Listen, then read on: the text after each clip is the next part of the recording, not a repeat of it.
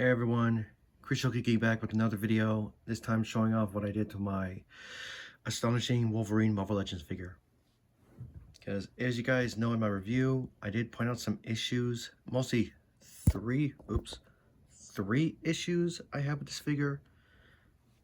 And that was his head range wasn't good.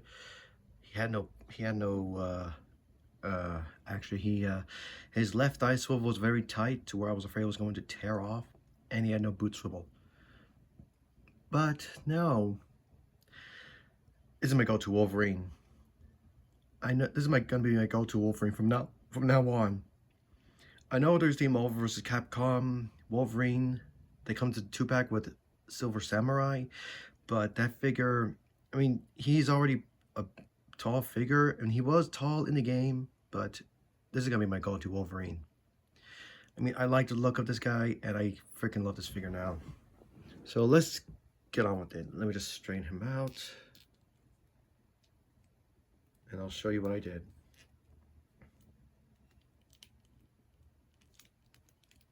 Starting off with the not really major things. So first things first, I actually glued in his claws. You see these things are not coming out now. They're glued in, they're not coming out.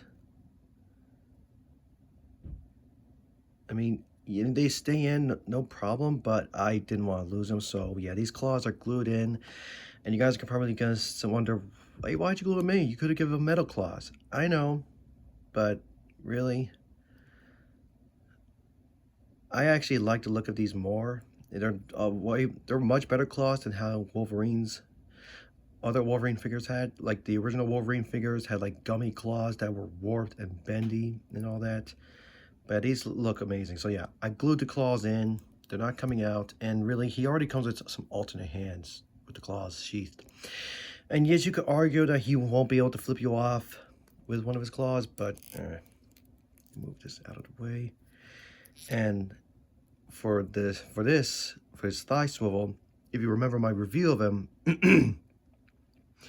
the thigh swivel was very tight and it rotated, but it bent the pegs, and I was afraid it was going to tear off. So all I really did was I heated the leg up, popped the thigh off, sanded down the peg as best I can, and then popped it back on. And now his thigh swivel actually moves with no problem. It barely bends the peg, and I'm just thankful for that. And if you're hearing that, I actually had to put super glue on the ball peg here because the heat kind of loosened this thing up, but it's kind of squeaky, but I'm just knocking this stuff over. But you know, leg still works. Thigh swivel now works a whole lot better now. Thank God. And I also increased his head range, because originally he could only go up about, I believe, that far, but now he could look up a whole lot more now. And how I did it was I just, carved out a bit from the back here. I didn't do anything to the ball peg aside from tightening this because it was kind of loose on this head. But yeah, I made a little groove and carved this back bit out. Yes, it looks ugly. I'm not gonna deny that, but really, you're not gonna just display these figures like this, are you? But I'm not gonna display my figure with his back turned. But yeah, that's what I did. And now the ball peg actually has room to go back, and the head still pops on. And yeah, I'm so glad he can actually look up now, and has a bit more head tiltage too. So yeah, way better range in the head now. The main thing though I did was gave him boot swivel. You see his boots now rotate, and how I did it was I heated these up, popped the boots off, carved out the inside to make the hole rounder so there's nothing blocking in the way. I used heat shrink, placed it over the peg, heated it up,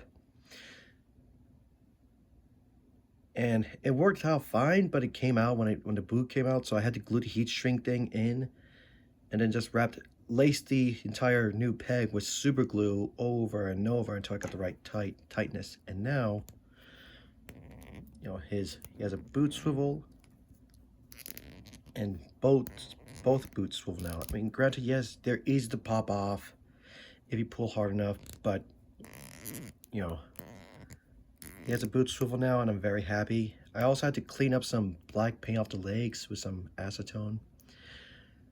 I think acetone-free nail polish, but yeah, that's what I did. That's the main thing I did. He has boot swivel now, and there's better range in the head. But yeah, two articulation points that should have been improved upon. Like, he should have better head range. He should have, and I'm gonna say this again. Every Marvel Legend should have a boot or a calf swivel. It should be a standard articulation joint. Why Hasbro chooses not to add in calf or boot swivel on figures, I have no idea. I think it's a stupid move. Boot swivel, calf swivel, hell, even foot swivel should be a standard for all Marvel Legends. Or boot or calf swivel, they should be it should be a standard Marvel Legend articulation joint. Not just for Marvel Legends, but all figures. But either way, that's what I did. Now, I didn't do anything to the torso, but now, since Wolverine crunches a lot, you can now get into some... I'm actually going to pose him off camera.